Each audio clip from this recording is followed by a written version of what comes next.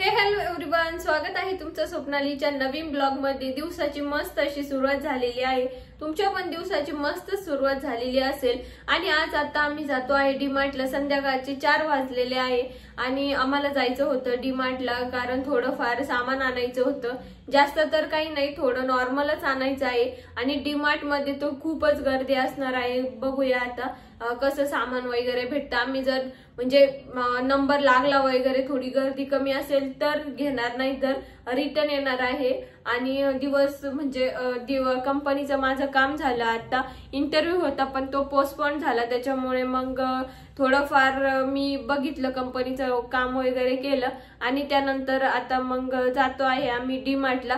पहिले तर डीमार्टला जाणार, त्यानंतर थोडंसं कंपनीत परत काम आहे, मग कंपनीत जाणार आणि मग रिटर्न घरी येणार।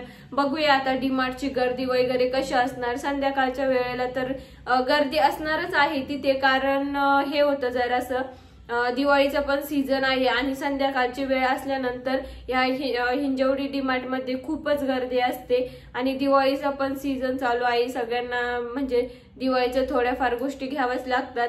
मग बघूयात आता मी तुम्हाला तिथे गेल्यानंतर दाखवते किती गर्दी आहे काय आणि कोणत्या गोष्टी वगैरे।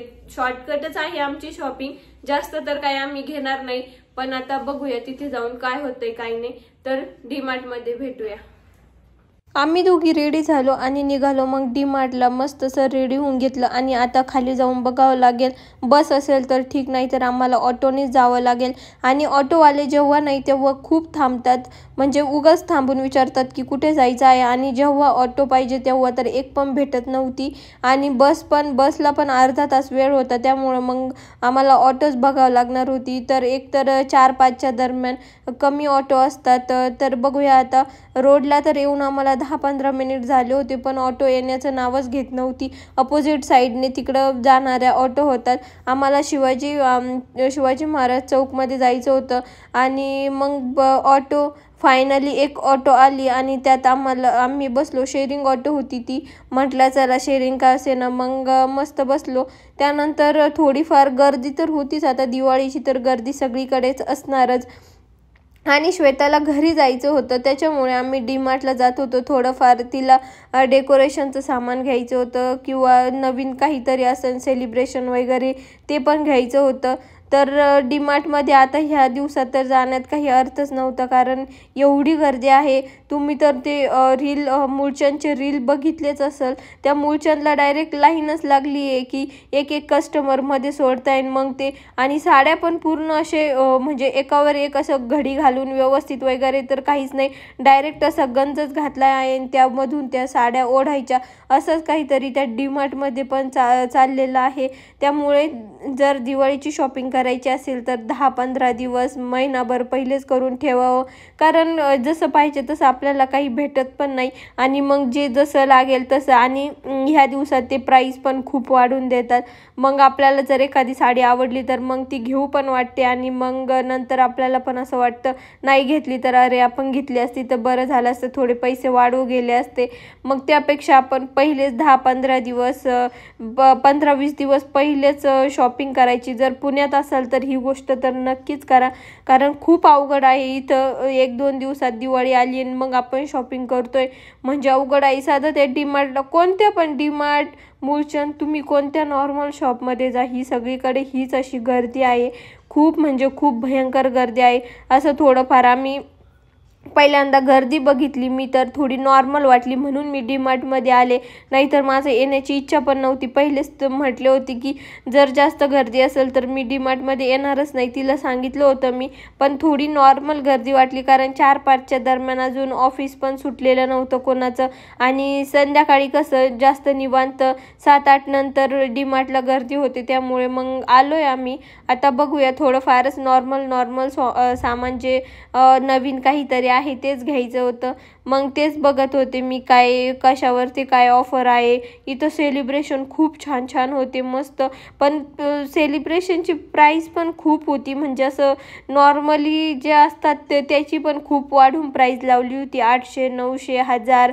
आणि नॉर्मल म्हणजे जे प्रोडक्ट्स आहे ना त्यांची पण खूप प्राइस होती. सेलिब्रेशनचे 2-3 पॅक घ्यायचे होते मला, पण मग मी नंतर काही घेतलेच नाही कारण एवढी प्राइस असताना आणि परत ते मध्ये पण कधी कधी म्हणजे सेलिब्रेशन ते खराब असतात, खराब निघतात.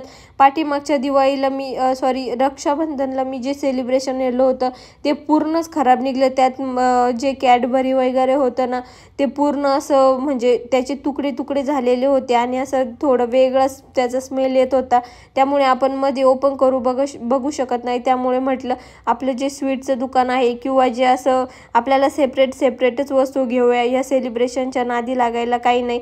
आणि खूप छान गोष्टी आलेल्या आहे डीमार्टला. तुम्ही म्हणजे घ्यायचं असेल त्याला तर ते घेतातच, ज्याची त्याची चॉईस असते. पण मला असं वाटलं की आपण घरीच बघूया.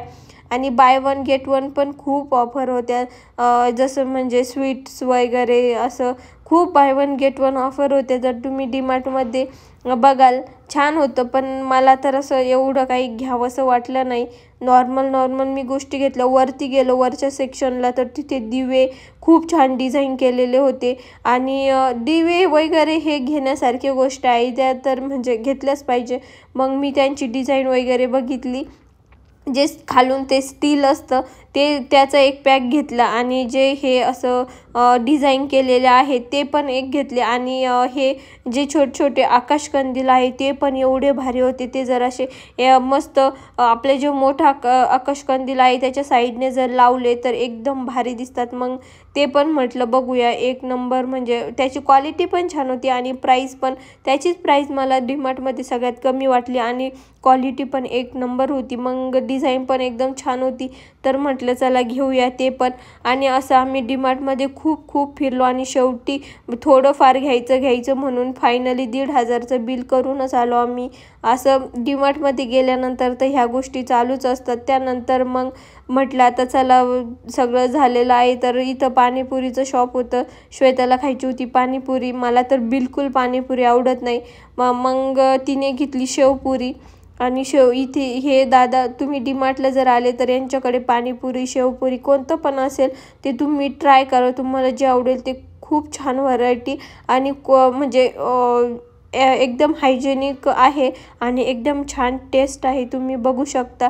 त्यांनी मस्त शेवपुरी आम्हाला बनवून दिली. मी एक ट्राय केली. मी कधीच खात नाही, मला बिलकुल पाणीपुरी हा प्रकारच आवडत नाही, पण तिच्यामुळे मग मी एक खाल्ली. एक नंबर शेवपुरी होती.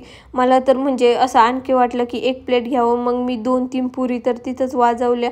इतक्या भारी होत्या. मला एकदम त्यांना तर मी तिथंच रिव्ह्यू दिला की दादा खूप छान तुम्ही शेवपुरी बनवलेली आहे आणि नंतर कधी डीमार्टला आलो तर प्रत्येक वेळेस तुमच्याकडेच येऊ असं पण सांगितलं. आणि त्यांनी कॉम्प्लिमेंट म्हणून मग आम्हाला एका शेवपुरीवर 2 त्यांनी मला सुकीपुरी दिली. मग त्यानंतर आम्ही मस्त सुकीपुरी एन्जॉय केली. आणि माझं ऑफिसला थोडंसं काम होतं त्याच्यामुळे मग ऑफिसला जायचं होतं. थोडंफार तिथे 15-20 मिनिट थांबून मग मला परत घरी जायचं होतं. घरी पण जाऊन स्वयंपाक वगैरे सगळं बनवायचं आहे. आणि बघूया आता ऑफिसमध्ये किती वेळ लागतो किती नाही. इथून परत आम्हाला बसने ऑफिसला जावं लागणार. बस पण वेळेत भेटली पाहिजे. मग त्यानंतर शिवाजी महाराज चौकात आलो. तिथून परत फेज 3 बसने आम्ही मग विप्रोला आलो. त्यानंतर घरी जाऊन पण खूप कामे होती ती करायची होती.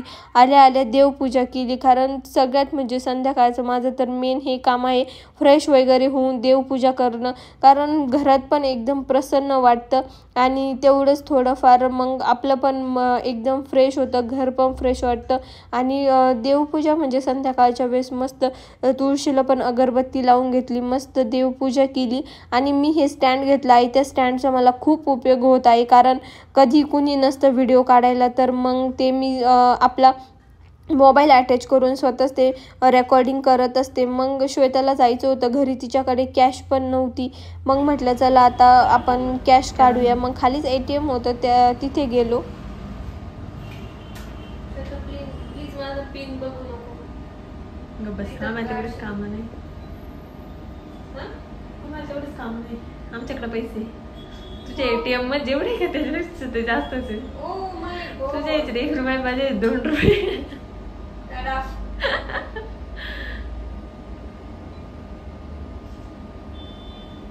फोटो किती रुपये काढायचे? 1000 कुछ भी वाटेल तेवढे काढ. 1 लाखचं लिमिट आहे काढ. Not enough fund.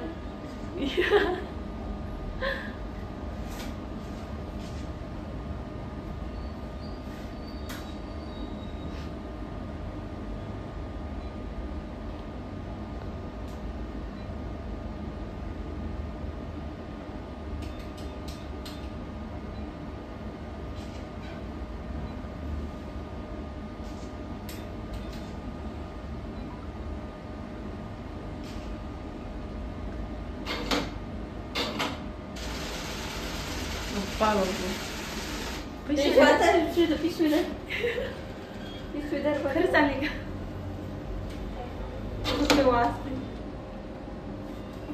अख्खे 300 रुपये. डायरेक्ट एवढंच सर. आता कॉफी प्यायलाच का?